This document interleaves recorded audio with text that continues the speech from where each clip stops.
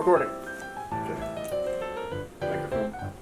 Alrighty, gang. Welcome back to Nopes and Opes. Here we are. I'm joined by my lovely co-host Highland. Yeah. No Lance. We're in Minnesota. He's at home. He'll be fine. Yeah. It feels a little different without him here. But I think we'll be okay. He's here in spirit. I mean, like the team is lacking one member for sure. I mean, I would imagine. Like I only played in high school and whatever, but like I imagine, like if you were in the NFL or something, and like one of your teammates went on IR, and he wasn't there, like I think it would feel like that. Like he's part of the team, but he's still not there. Yeah. So if we don't perform as well tonight, because Lance isn't here. Yeah, exactly. So, well, we'll try our best.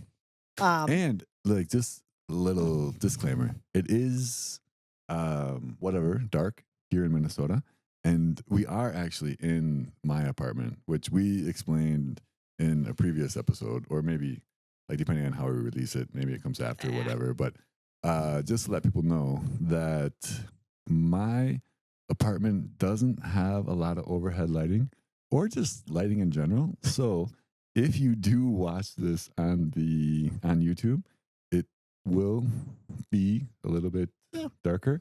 But at the same time, I kind of appreciate that because then maybe that gives me just like a little chance to not be so closely examined. Yeah. Right? So I kind of appreciate that. Listen, we have mood lighting set. This is a kind of sultry setting. I feel as if it's very sultry. Yeah. Yeah. Maybe a little bit too sultry. Yeah, maybe. All right, real quick, guys. Oh, man.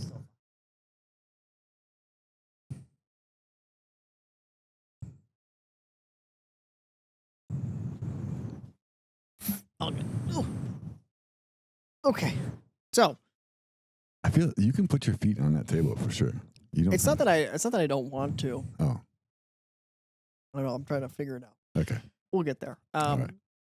Today's episode, we're gonna talk. So there's a lot of things that Highland and I have kind of missed out on because it's been a fair amount of time since we've last spoke. It's been a minute for sure. And so there's been a lot of things that I've been working on, a lot of things I've been thinking about, and specifically catered around dopamine.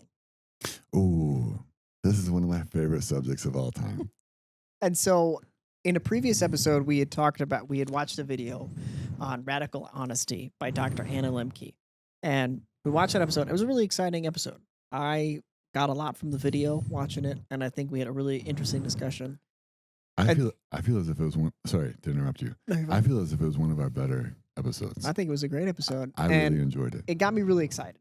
So I was kind of walking around Barnes and Noble looking for books to kind of read because I've been trying to do just more productive things, and I think reading is a good kind of not necessarily skill, but thing to practice just to kind of like encourage brain development, et cetera, et cetera. Well, I was gonna say it's not a skill, but I think it absolutely is a skill. Like thinking about it, like what it does to enhance your life is immeasurable in a lot of ways. So, and for me, it kind of because we had talked about this with my dad before, but like a practice of stillness. That's kind of what reading is for me. Instead of because something like your phone is so active and projects to you, and you can just kind of like really just sit there and kind of watch, and it kind of really entertains your brain. Whereas something like reading, you really have to put the work in to paying attention to the words and working through it to like take all of it in. So for me, it's kind of a practice of being still in the moment and just kind of sitting with just this book to just try and work on something in a positive way. For me, like I tell people this all the time, but oftentimes when I read a book and then I see the movie second, like if they make a movie of the book, I'm often like, I walk out of the movie and I'm just like so mad. I'm like, that is nowhere near the movie that I created in my brain, and it wasn't nearly as good. And I think that's the magic of reading, right? Because I think you do create kind of a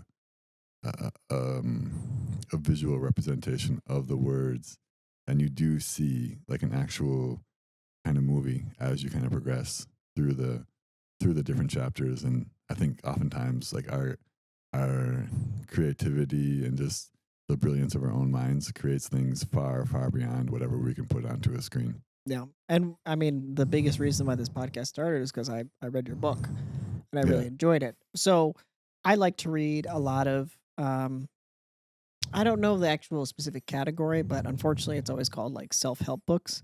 And I don't I like that hate that. phrase. I hate it. I hate it because it I hate seems that like I term. need help. It's like, no, it's just more of like, I like reading books that are kind of like on education of life experiences. Ooh. People talk about what they do, things that they've tried. I just enjoy hearing people's stories about just life in general and their perspectives on it. That's it, right? Well, I just, yeah, I just respond so negatively to the Yeah. term self help. Because I don't want to read a book for someone to be like, "This is how you should live your life." Because Oh, I don't believe in that. I think it's You know. ridiculous.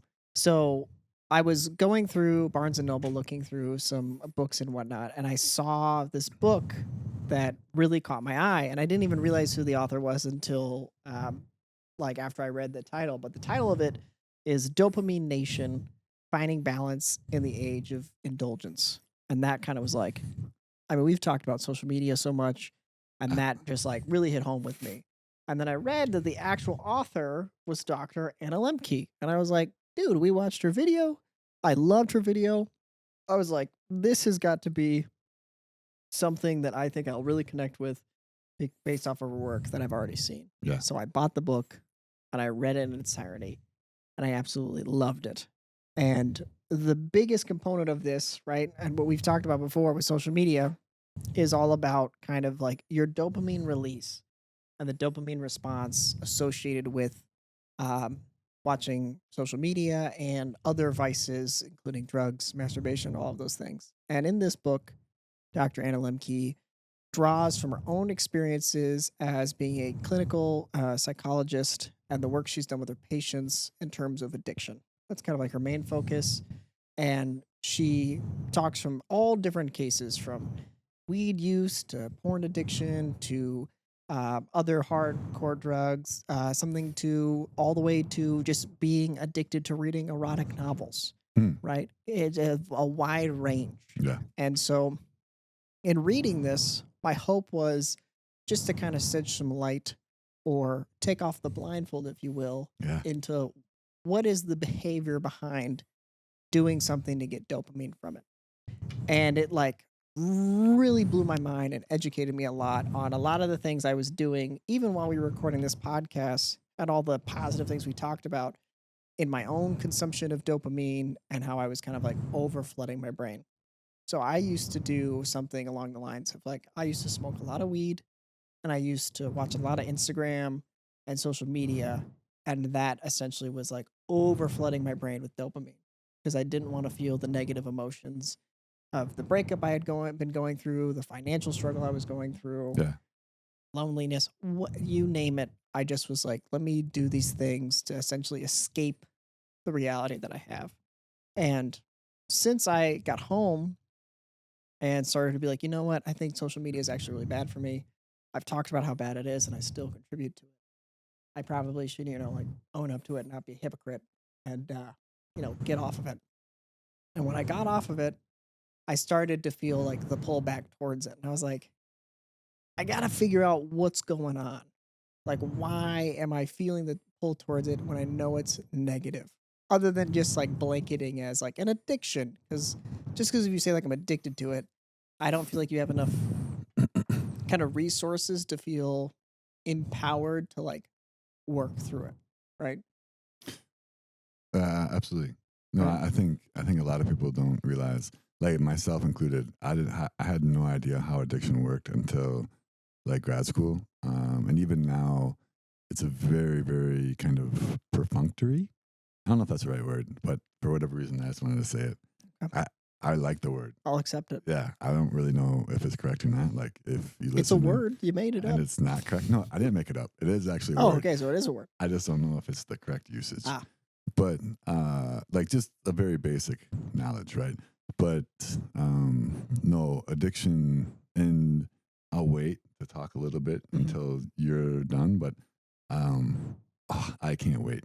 I can't wait. Okay, continue, please. So as I'm reading this book, one of the core components of it that really kind of like spoke to me is over flooding your brain with dopamine creates an imbalance in kind of the natural homeostasis of your brain, right? So she would do it as like a scale. And she had like all these little kind of like mites that were on like the dopamine side outweighing the natural response, right? So you would feel this flooding of dopamine.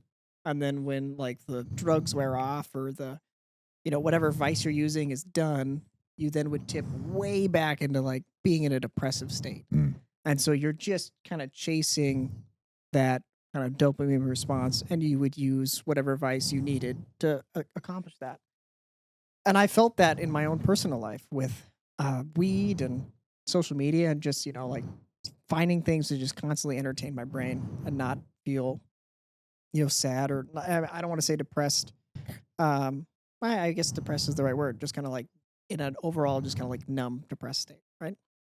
So I'm reading this. I see I think this. numbing is an actual term that's thrown around a little bit in like psychological circles, but people often use different vices to numb themselves, right, from whatever traumas or things like issues that they're dealing with. Right. So I think numbing is a proper term. So what this book did for me essentially was really help me just kind of like open up my eyes and realize the responses that I'm having, and kind of paint the picture of like, okay, why am I doing these things? Like, here's kind of like the science behind what happens in your brain, what you might be experiencing. And so that kind of got me back into another part of it that really kind of helps like get that natural balance of dopamine, is experiencing pain. Now that's not to say something like cutting yourself, which in some ways, like, for people that are suicidal and that have those kind of issues, like pain does give that, but it's not a healthy, natural thing to do. No, but I mean, there's a lot of. I mean, this is such an interesting topic, and this is something that you and I, is kind of funny to be talking about, because we're probably two of the least educated people to talk about this. Right. But also at the same time, I think there's such a genuine interest in something that I think is so widespread. But like, just in a general sense, cutting is in essence a way to kind of numb the pain. Yeah. Right. So a lot of, for trauma, people that have suffered trauma, like I'm currently reading The Body Keeps the Score, and cutting is mentioned quite a bit for people with trauma, because it is a way to kind of numb themselves, but also like put themselves back into their body, which is something that's difficult for most people that have suffered significant trauma. So, but cutting definitely is a way to release dopamine into the system. Yeah. So the pain that Dr. Anna Lembke was talking about was kind of more on the physical side of doing a really difficult task and then feeling the reward and flush of dopamine after completing it, right? Yeah. So or during, like running a marathon. Yeah. You are suffering horribly. Yeah. And you're loving it. Yeah. So she talked about something such as ice baths and whatnot. And so I attributed that to being, I've always wanted to get in like good physical shape. Not because I want to compare myself to people and I feel that I need to look big to be attractive. It's more from just a personal desire to feel strong and confident in who I am, because I always know I could be doing more and I never did anything about it. Like, I would be very self-conscious of my body, not to the extent that it would make me ultimately depressed, but I would be like, Rowan, you could do more. Like, I know I used to be a college athlete. Like, I have been in good shape before. I have previously worked out a lot, and I just knew that I could be doing more, but I wasn't living up to what I deem as my potential. I was kind of like letting myself down in a way. And so since reading this book, have like been working out crap ton. I'm now on like day 27 of like consistently working out, like writing out a program and like taking diligent notes on like what I'm doing, the weights, and all this stuff. And it's been super positive in making me just kind of like feel relaxed and feel proud of myself, because I've had a lot of situations in the past 3 years where I haven't been like, nice job, Rowan. It's been a lot of just kind of like, well, okay, that happened. Yeah. And so for me, what I like this episode to be about is just kind of like dopamine response. And I'm happy to answer any questions you have about kind of like that, or just kind of like just talk about dopamine and the use of vices in general, and maybe talk more about the book. And yeah, that's kind of what I'm Well, into. I think for me, I think one of the things that you've kind of alluded to here in the kind of preface here is the fact of like creating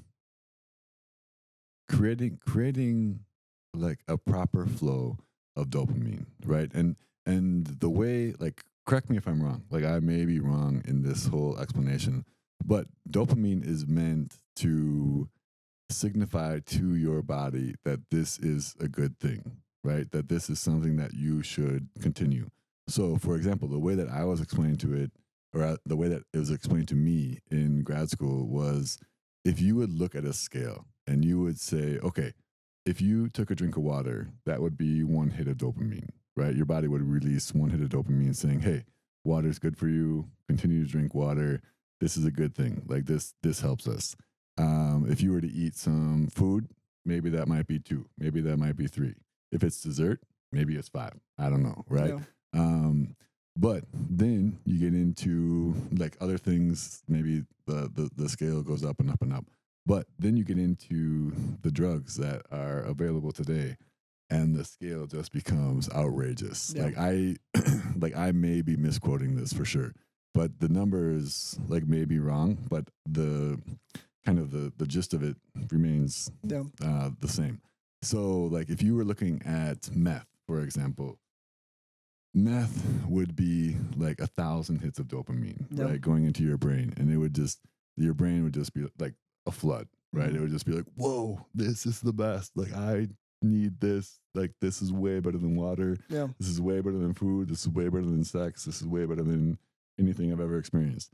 And then you take a hit of heroin, and that's like freaking 10,000. You're like, whoa, this, wow, what is this? Like this just beats everything. And then like fentanyl, like the numbers, again, I just may be making these up in my own mind, but the idea is the same. Fentanyl is just off the charts. Yeah. Fentanyl just takes over and just like I think I remember it as a million, right? Like I think my professor was like, yeah, fentanyl is just like your brain can just not even process. But it's like a million hits as opposed to one hit for water. Right? And the problem, like It's I a don't, lot of water. well, it makes water just like no Not need. even necessary. Yeah, it's like why would I drink water when I only get one hit, Yeah. and I take a hit of fentanyl and I get a million, right? But like I don't know if I mentioned this story like on the podcast. I think I told it to you before, but I had to do like in grad school, one of the classes we had to focus on addiction, and it was like a 2-week course or whatever, and we had to watch all these videos, and I was like in my apartment here, and it was like 10:30 at night, and I had to watch these stupid videos, and I'm like, ugh, I freaking hate watching these videos. Like this is so stupid, whatever. So I was like, all right, I'm just gonna go down to the pool. Nobody's gonna be there. I'm just gonna sit there by myself, and I'm watching these videos, and the videos are the most heartbreaking because I mean the people were just talking about how addicted they were and how they like I just remember one lady, she was like 50 years old and she was in Alaska and she's like, I don't want to be here. And the whole time she's doing the interview, she's shooting up. Right. Like she's just crying and she's like, I lost my husband. I'm on the street. I'm selling my body. I'm a prostitute. I don't want to be here. I know this is wrong and I just cannot stop. Yeah. Like and she's just like her makeup's getting and I'm just sitting in the chair and I'm a mess, man. Like tears are just like I'm just dripping tears, like just Yeah. I mean sobbing. And all of a sudden it's like 11 o'clock at night. And I'm like, what the heck? And all of a sudden I hear the beep of the door and a girl walks in and her boyfriend.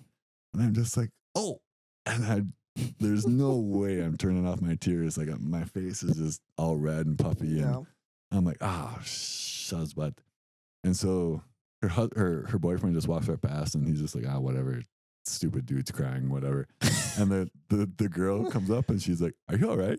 And I'm like, yeah, I'm totally okay. Like, I'm just watching all these videos on addiction and they're totally sad. And I'm sorry. Like, I didn't think anyone was going to come in, whatever. And she's like, "Oh my God, I'm learning about addiction too." And she sat down and like her boyfriend or whatever just went into the sauna and like didn't talk to us the rest of the night. Yeah. And we just sat there the rest of the time until it closed down talking about addiction. And I tried to stop crying, but I don't think I did. And, but I mean, it's just crazy. Like addiction just, like when you talk about the flooding, when you talk about it, like the drugs that people are dealing with now are so freaking potent.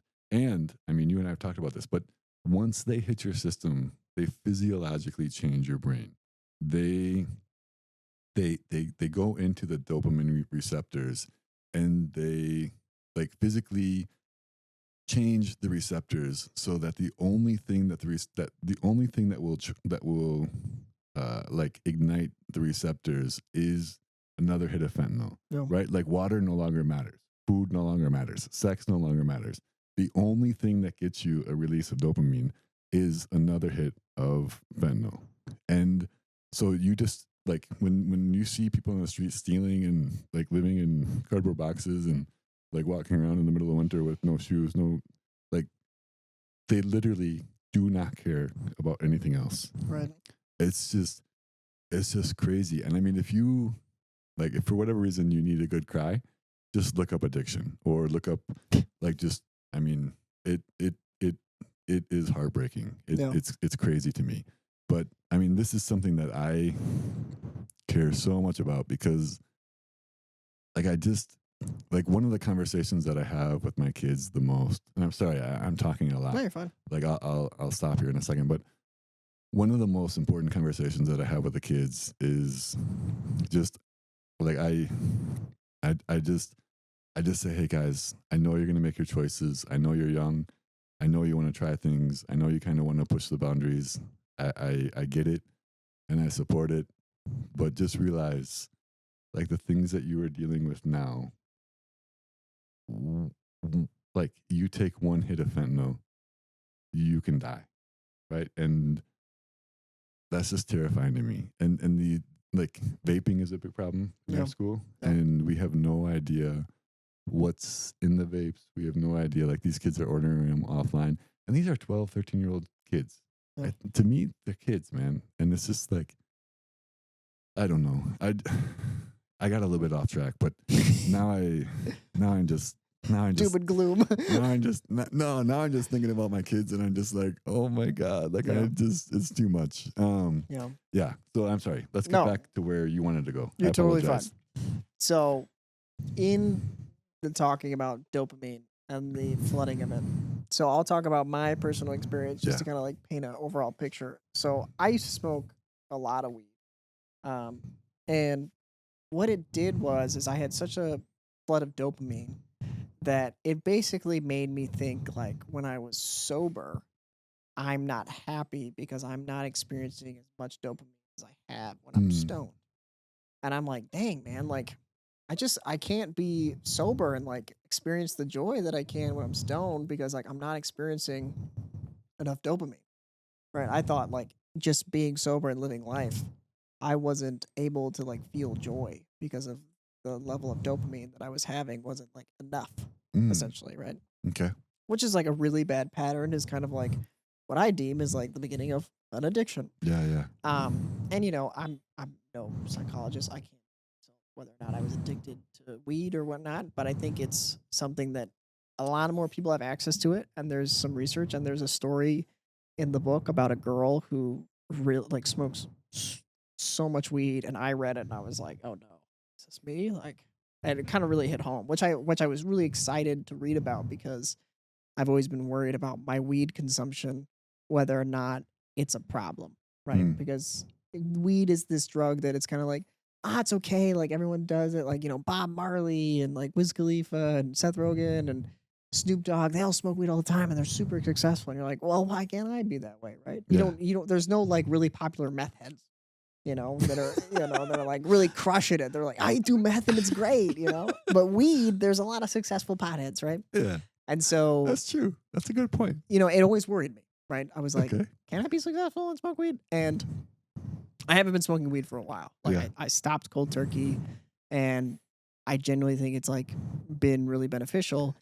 And we had talked about this a little bit earlier, but like we talked about like in an episode that we might release before this or not, but we talked about drinking and kind of the ceremony of it with friends. You don't want to drink alone, but like having a drink with a buddy Yeah. is always fun, or with Yeah, family yeah. and whatnot.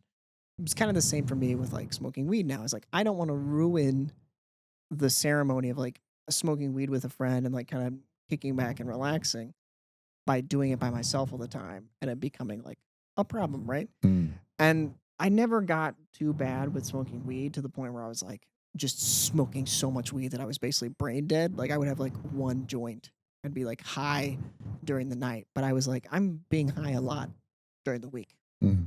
Is it too much? Right? I always was very like cognizant and anxious about it. Mm. And so reading this book helped me be like, okay, Rowan, you need to get back to like homeostasis. You need to get back to like the biggest part about it is like anytime you have like a vice or something that's, and it doesn't always have to be drug related. Like Dr. Anna Lembke actually shares, she is the one that really struggled with reading kind of like erotic novels. Yeah. She loved the chase of it. She read it She so mentioned much. that in the video. Yeah, she read it so much that she started to like not pay attention to her children and her family. Like her whole relationship like started to be affected by it. And it's like, don't you think like vices are a way to like take yourself out of real life, like to avoid real life? And it can be anything. It can be video Yeah, games. It absolutely. doesn't have to be like the hardcore drugs like we talked about, It can be fentanyl and heroin. I mean,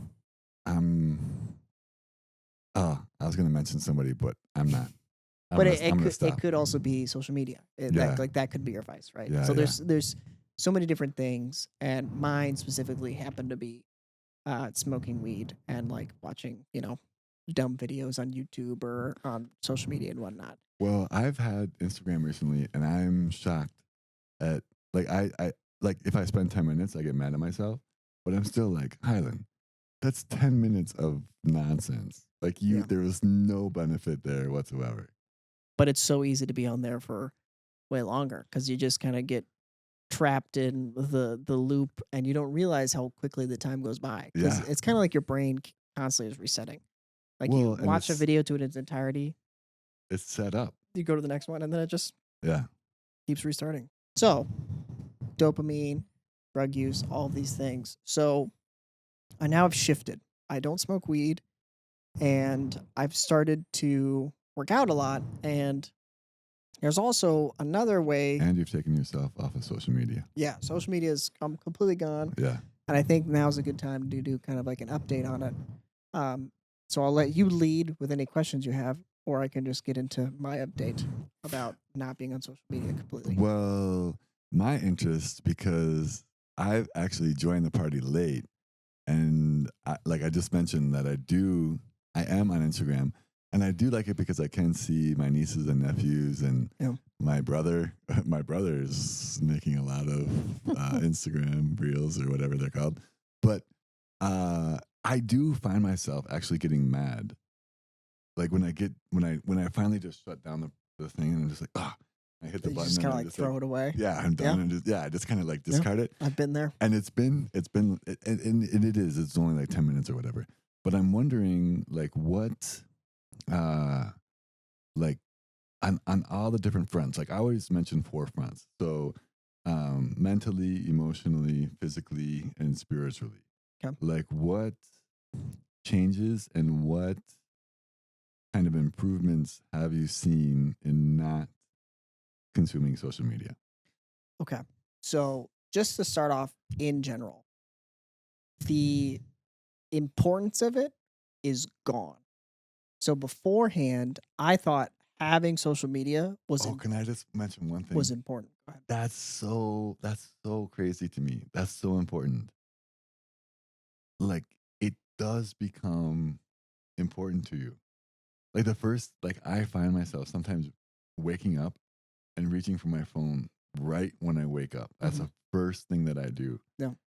it's like almost like if I don't something, like I'm gonna miss something, or like like oh my god, that's crazy to me, and I hate that feeling. Yeah. Like sometimes I just like wait like 10 seconds just to kind of like prove that like, hey, Yeah. you don't own me, but still it does. But yeah, that's a really interesting concept because yeah, that's it. Thank you. So specifically, right? So I work with a lot of so I work at a bar. I'm a bartender, and there's a lot of girls I work with, and they all have TikTok and social media and all that stuff. Probably like all of the social medias. And in the past, I would think like if someone like, oh, do you have an Instagram? I'd be like, yeah, it's this. Like it was important. Like, oh no, I have one. I got one. You want to check me out? Like follow me. I'll follow you. Right? It became important. Now I'm like, oh, I don't have one. And they're like, what? I'm like, no, I just don't have one. And they're like, what do you do? And I'm like, other stuff. And it feels empowering. I'm like, yeah, I don't have one. Like, do women react positively or negatively? And like, have you found that some women are like, ooh? So no woman specifically has been like, oh, but I did hear when I was bartending once, some other lady talking about, she's like, I love it when a guy doesn't have social media. And I was like, how can I tell her I don't have social media without being a creep? Like I was overhearing what you said. I don't have it. They weren't talking directly to you. No, they weren't talking to me. They were talking amongst friends. And I was kind of like paying attention. But also the girls that I have told that I don't have social media to, one, I get a surprise because they're like, it's one kind of like how do you not have it? Yeah. Because I used to have it. I had everything. Like I was on it. I saw everything. I was up to date on what was happening, social trends. That's the other thing. I'm missing out on that stuff. And I realized like, it's the stupidest shit. When someone makes a joke and then other people laugh and I don't laugh, I'm like, what's funny about that? And they're like, I had to see the video. I'm like, I'm glad I didn't, because honestly, it didn't seem like it was that funny. Yeah, yeah. Right? Absolutely. And so it also makes me feel way more connected to being able to find humor in just like daily life. Because my humor was very much associated with, I'm always about humor, you know, comedy and all that stuff. My humor was always like, what does the internet find funny and whatnot? But now when I move through life, I'm like, what do you think is funny? What about this situation we're in right now at this bar is funny versus I could say something that someone else said in a video that might apply to this. It's like trying to find the right meme or GIF to send in a group chat. You're like, how does this display this specific emotion or thing we're talking about perfectly? Yeah, yeah. I stop that. I'm just like able to kind of be present in like day-to-day things. Well, right? And is that a benefit? Like, because I think to me, it feels like a benefit. Yeah, that's the difficulty, I think. Like if you were going to try to convince somebody else, like to you personally, okay, there's a benefit. But I think overall, like you're like fitting in with society, I think it makes it harder. Yeah, there's two things. One, I'm influenced by you, so me not fitting in is kind of like, I like not fitting in. Two, like I like being different now. No. But I think it's a good thing because it creates a sense of individuality that I never had before. Because so for instance, you know, there's the episode I talk about lacrosse, which is a great episode, Nopes and Opes, probably like episode 4. It's really an emotional one about me and my journey with lacrosse. But I always felt like I needed to fit in, and I never fit in. And I felt really bad about it. And it really killed my confidence. And I now realize like, no, being an individual and being different is huge and important. And the right people will admire it and respect you for it. The wrong people will think it's weird and toss it out. And those people I don't want in my life. And the funny thing for me is the more strange and not fitting in and like individualistic I am, the more confidence I gain, actually. Like when I do go along with the crowd, when I do kind of find myself just kind of like going with the flow and not kind of fighting my own kind of battles, whatever, I tend to lose a little bit of respect. I tend to lose a little bit of self-esteem, a little bit of self-confidence. So for me, that's important. I mean, I'm kind of generalizing this, but to me, Instagram almost felt like a stat for how popular I was. Because someone could be like, how many followers you got? Yeah, yeah. You only have 200? I have a 2,000. And you're like, well, I guess I'm not as cool as Mike. Like, no, Mike sucks. Yeah. Mike is the worst. That's interesting. But like, Oh man, all these points are so I interesting. buddy. genuinely like the biggest thing is like the feeling of importance for it. It's liberating. Like I enjoy telling people I don't have it. I'm like, I don't have it, man. I don't got it. And they're like, what? I'm like, nope, nothing. No Snapchat, no Twitter, X, no Instagram. I do have a YouTube and I have a podcast, but I don't tell them that. But the other thing is like, so, I've been off social media. I've been off Instagram completely. And the treacherous thing, which I have been avoiding, but now I'm going to start to experiment with it because I've had kind of this, it's been a while that I've been off social media. I don't know, like maybe 2-3 months, something like that. And it's been great and I really enjoy it. But I want to start an Instagram specifically for Nopes and Opes just to create clips to get more eyes on it because I know that social media is the best way for people to see things. And I in the past was like, all right, you can't make it yet because you cannot use this as a kind of way to like still get the hit of dopamine from Instagram. Now I'm like, okay, if you're going to use Instagram, it has to be from a professional sense. So like my rule is it's like Instagram is not on your phone. You can only get on Instagram on the computer. And you have to use it on your home computer. You have to be uploading a clip, upload the clip, and then you're done. You're off it. You don't look at anything. You don't look at messages. You don't look at comments. People comment, whatever. And then the hope is, we grow enough that I can hire someone to be like, hey, this is your thing now. I don't deal with it. Like, I don't do Instagram. I don't look at it. You handle it. I want nothing to do with it. But to grow the podcast, I know I need to make clips. And it's unfortunate, but you know what? I'm okay with it as using it in a professional sense. And yeah, I don't know. Yeah, I mean, I would like to take some of that off your plate, but not going to happen, buddy. I don't want you. Yeah. Because it's like I don't want to give you the fentanyl. That's how it is. It's like it's such a highly addictive drug that it's like giving it to someone else. Well, right? I think people that have listened to any of these podcasts, they realize that I really it's not even that I don't pay attention to the stats and everything, but like I actively work against checking those things because like I realize how badly they do affect me, right? Like I have like on the blog post, like there's those stat trackers stuff and everything, and I've gotten to the point where I just accept like there's going to be 2 people that read it, and I know exactly who the 2 people are. Yeah. And but I realize it's like when I look there, even though I know that only 2 people are going to read it, there's still like a little like flutter of my heart, like aw, yeah, like it brings me down, right? And it's like you got hope. You believe in it. You hope that it has an effect. I put my heart into it and everything, and but like it's just so funny because I think of myself as pretty smart, and I think of myself as not too like easily manipulated or influenced or like all that tied into what the rest of the world cares about. Yeah. But when you are in those instances, I am affected. Yeah. Right. Absolutely. Without a doubt. When I check those stupid stats, I'm just like, yeah. Like, and the like when you don't get that little blood, when you don't get that little release, when you don't get that little extra hit, it hurts, man. Yeah. It hurts. And I think that's where we really, as a society, we're in some dangerous territory in my mind.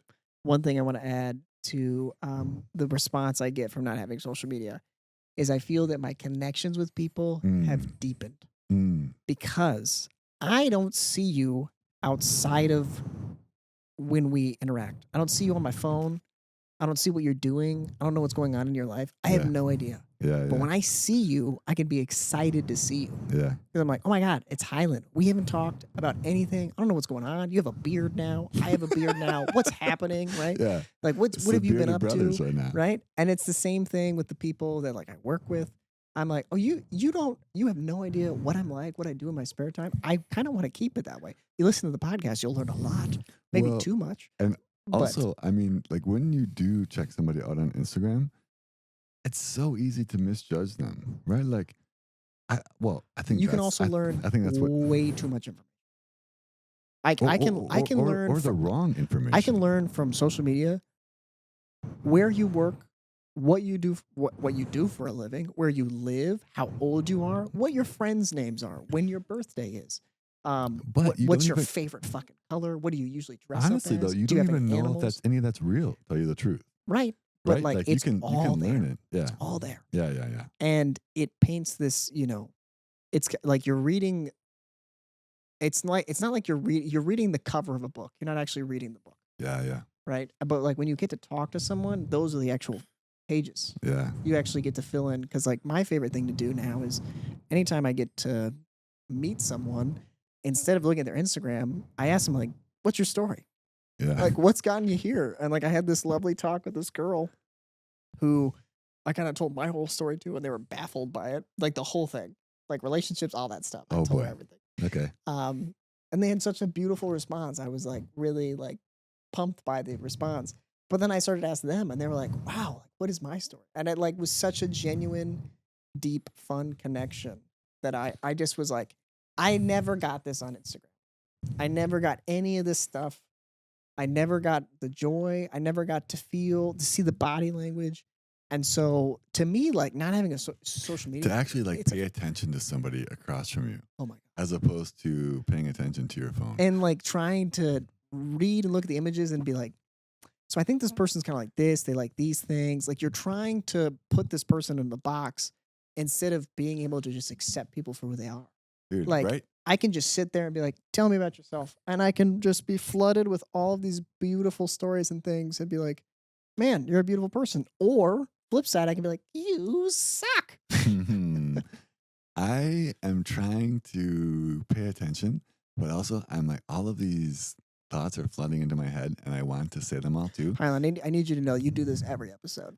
Oh, You've said this once every like, I'm listening to everything you're saying, but there's all of these things that I want to say.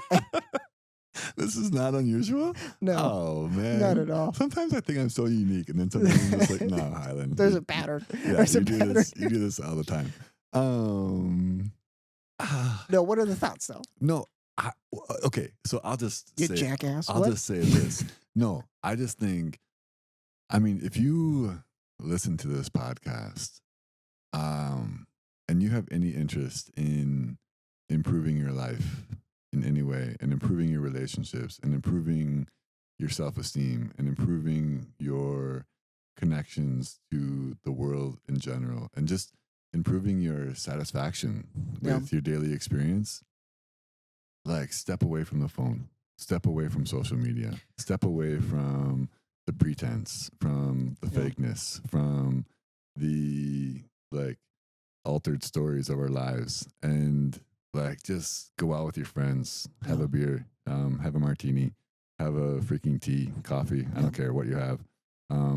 Have a walk. I don't know, but just like, I mean, this is. I'm listening to this, and I'm just like when we talk about being flooded with good feelings, I'm just like I'm feeling a good amount of dopamine right now. no, We'll be honest. I just recently I have really been very, very thankful for the friends that I have, the colleagues that I work with, the students that just come into my office. I just feel so blessed in so many ways with the connections that I have, and none of those things are possible if I'm sitting on the phone, if I'm watching Instagram. Yeah. And I just think if there's anything that you take from this episode, like please just like listen to these words and just have a try. Yeah. Just see what's possible, and see if you have the same have the same kind of effect And the crazy thing, I don't think everyone's gonna have the same effect. And the reason I know this is because what's really cool is like Emmett has been doing a project for his school, and it's all based on social media and kind of the problem with it, right? Which is very kind of coincide with what we talk about. And there was a study where a lot of people basically like stopped being on social media for a while. Oh, And they asked like, now that you've been off it for a while, like how did you feel based off of it? And a lot of people said that they were like, they missed it and they felt worse not having it because they Oh. felt like they were missing out. Oh, And so I wow. think a part of it, right? So some of you might not feel that way. Totally fine, right? I think some people can use social media in a healthy way. For the most part, I don't think so. But it's kind of the same with any vice, right? Like some people can handle alcohol, they can drink it and have a normal everyday life, but some people become alcoholics and they can't handle it. The thing is that I was in a position when I stopped doing social media that I was like, no, I want to be against the grain. Like I want to do something different. I kind of want to miss out because I'm looking at every other person live their lives and do all of these things, and I don't feel like I'm doing anything. I feel like I'm just watching people live. So I was like, I want to just detach from all of it and do my own thing. And so you gotta. I think it depends on your mindset. That's kind of how I feel, right?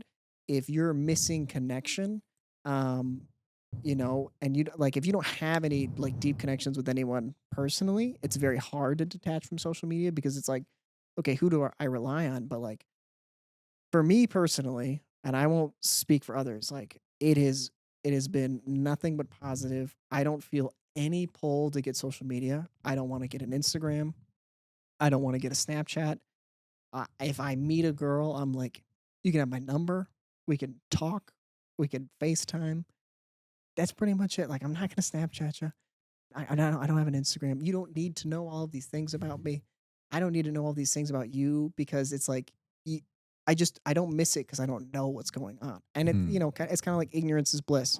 And I kind of prefer it that way. And that works better for me. Some people need to know everything and anything that's going on. Is that positive?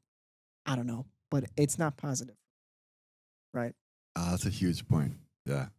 I think, yeah, I don't really have anything else to say about that. That makes me think. Right? Yeah. I mean, some people might need that, but at the same time, I think in a way, the connections that we feel on social media are not super healthy. But at the same time, like if they are beneficial to you in some way, then I think some connection is better than no connection. Yeah. So, I don't mean to make that point to say like, no, social media is good. No, like in my personal opinion, I think social media is really bad. It's for me personally.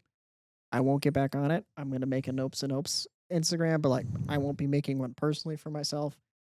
I won't like, if I ever had success and they're like, you have to have a social media account, I'd be like, I'm not touching it.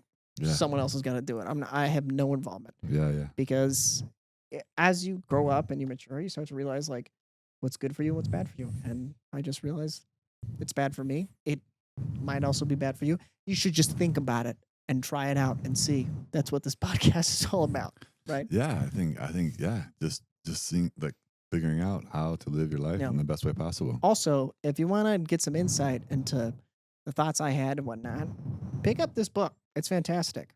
Dopamine Nation Finding Balance in the Age of Indulgence by Dr. Anna Lembke. And if you want to get another fantastic book, Swimming Backwards Upside Down is available in the podcast description. Yeah. If you ever want to reach out to us and share your experience or ask questions about specific topics, you can reach out to us at nopeopod@gmail.com.